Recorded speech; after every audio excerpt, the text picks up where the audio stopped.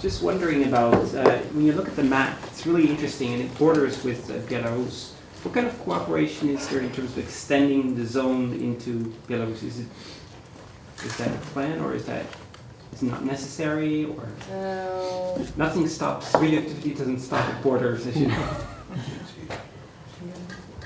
We have one project now together with Belarus to measuring the border, and from side of Belarus they have also big amount of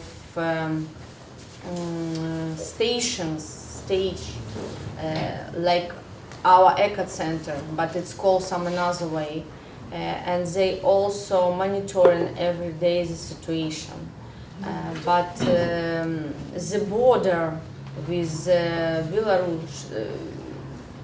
Belarus, it's still open. We must to make measuring to have it in map and implement this map. So after, I think next step will be to strengthen this border. Yeah.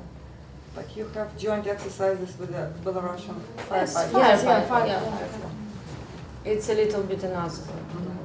We have the same problem together with Belarus in summertime. We try to work together to recognize if they see some points from their side to our side, so we collect this data together. I think Elena had a question first, and then George, and then Thank you so much. That's very interesting. Everything about the zone itself and various activities you do and try to promote. One particular part that caught my attention is that the zone is becoming a place for spent fuel, whatever radioactive sources, waste management as well. What is the status of the spent fuel storage? Are you suggesting that, I know currently Ukraine sends the fuel to Russia for reprocessing and then gets the waste back. So the waste would be probably stored there. I saw also a reference to possible geological. Yes. But what are the plans for other, say, nuclear power plants? Are there plans to continue to send fuel to Russia or now to Westinghouse or whoever is doing it for reprocessing? Or you plan to have like a dry storage facility for spent fuel? Just, I don't know whether you know the plans or not. Talking about spent fuel, actually there is a project under implementation, but it's not like our project.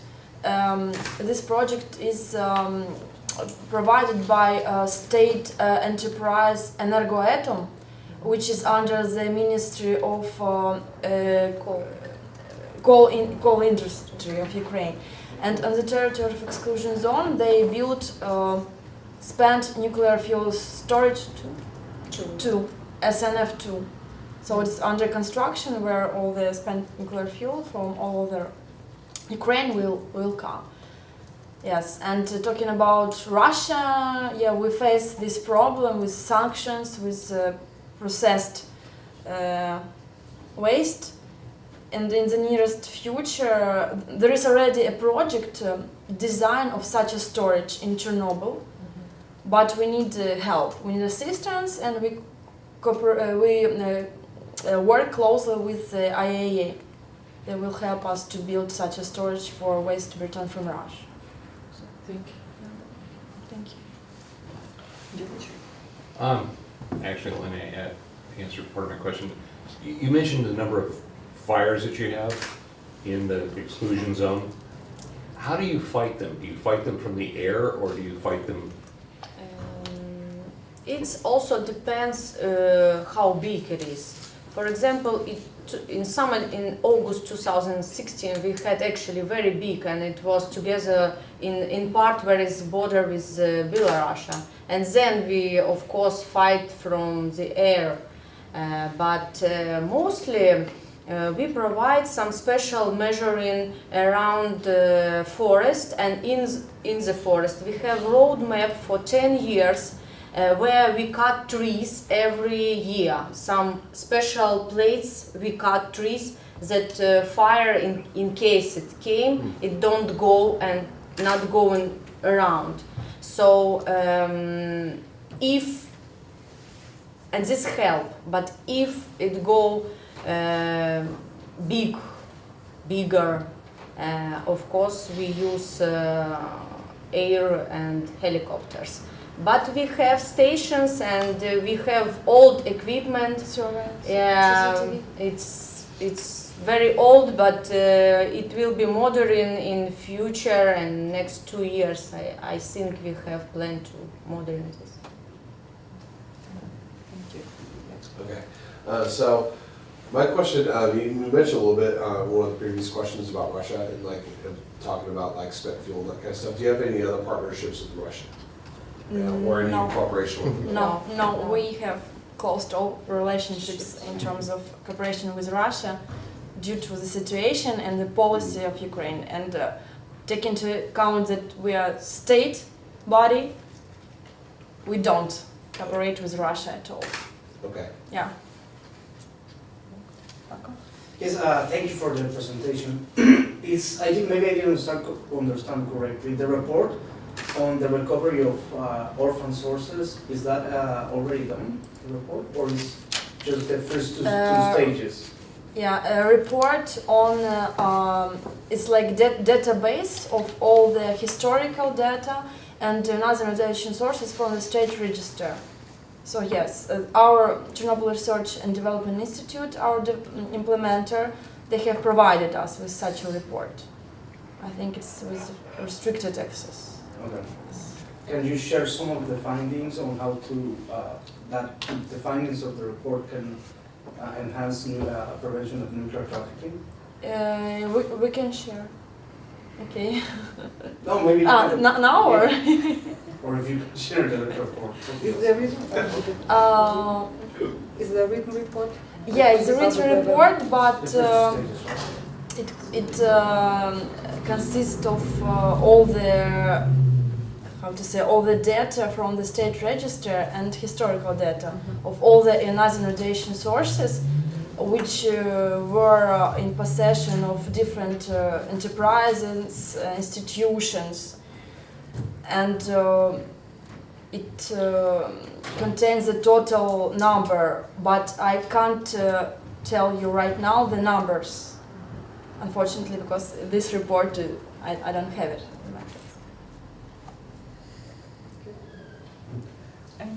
Masaka, please. I thank you so much. That's very interesting. And I'm originally from Japan, so I can't help compare what happened in Fukushima and this one. And of course, you know, you have some more longer history. And do you have any are you giving advice or like some? I'm not aware if there's any direct conversation between your organization and Fukushima. Yeah, of course, we very close partners. We provide for example, very important project. I'm not sure you heard, but SATREP's project. It's aftermath response on the accidents at nuclear power plants. So your Japanese scientists and our Ukrainian scientists, they meet either on Fukushima or in Chernobyl, and they provide mutual joint investigations. So this is a very huge project, and Fukushima University is one of our primary partners. And also we are engaged in a joint Ukrainian-Japan committee. So it's, very close. Maybe this question may not be for you, but what happened to the people who were displaced? I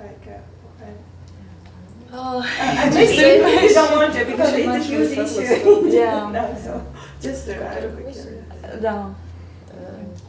Actually, people was moved around the Soviet Union at this time, and we don't have any data, but I know that the UN, they provide some pilot project to found some families, and but it's department of medicine department take care about this project, and they make some monitoring about child, about disease, about cancer risk. But unfortunately, our agency not involved in it. But we will participate in some election to know, but it's mostly for medicine. It's not.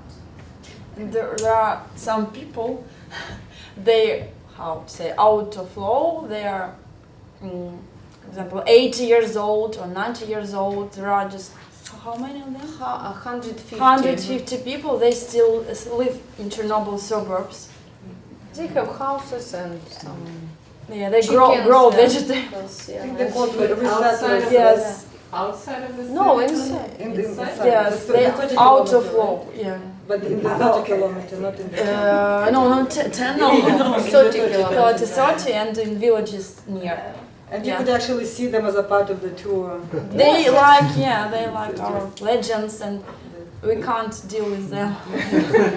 But we have special enterprise who they take care about service for these people. For example, pension, money, and Groceries. electricity Yeah, lines, special and water, enterprise, and so. Thank you. Thank you.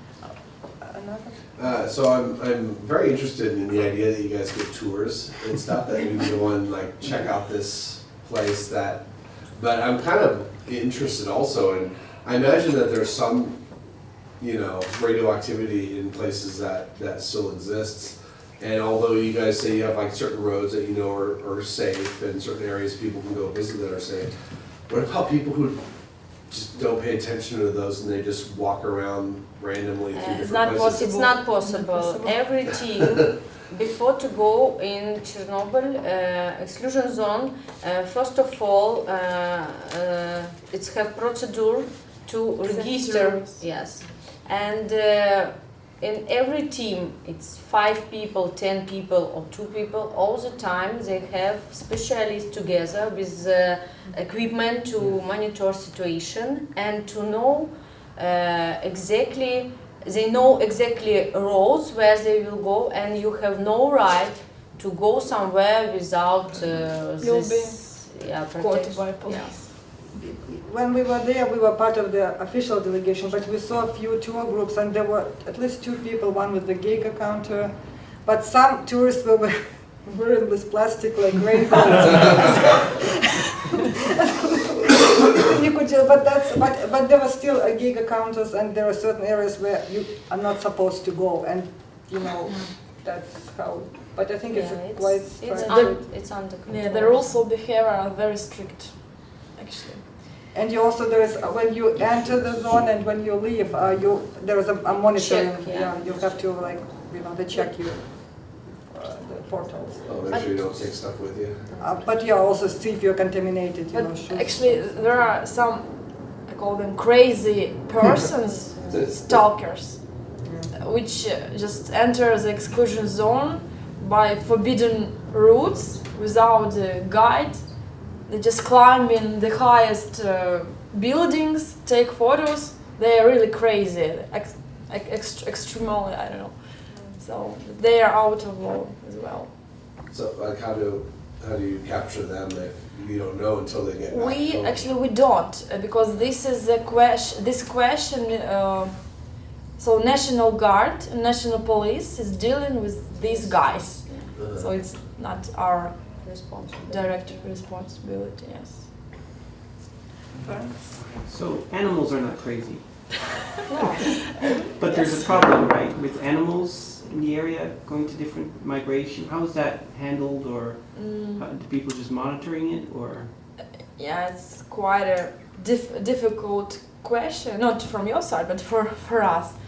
Because, for example, Przewalski horses, the wild horses, as far as I remember, 2 years ago, they just ran away from Chornobyl Exclusion Zone. Yes. They came to a village.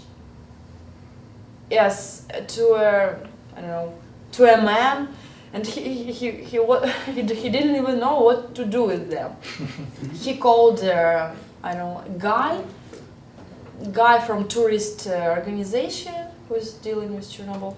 He came and they just keep that animal as long as they could, but it really eats much. So yeah, that were some cases, but finally it was taken to the exclusion zone. So the population of such horses are very high, and wolves, yes. But they not run away from exclusion zone. They like to be there because they Yes. don't like people. And They live actually we don't comfortable know. Sometimes it's say cases that we catch a dog from Chernobyl in some villages, but how do you know that it's dog from Chernobyl? Actually, we have special also program already more than 2 years. Every dog have special chip, yeah, and it's clips. So it's all dogs from Chernobyl have a system which counted. So wolf, but it's also the same problem we have.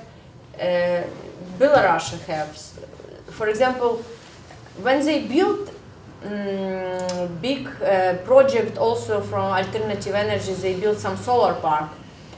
From this area, bears came to our zone. They just migrate because they don't like these activities, and big family They with like bears, Chernobyl. they just move it to our zone. Do you guys find like the radiation like sickens animals, or maybe some of them die, or there's cancers in them? Do you guys have any information on that?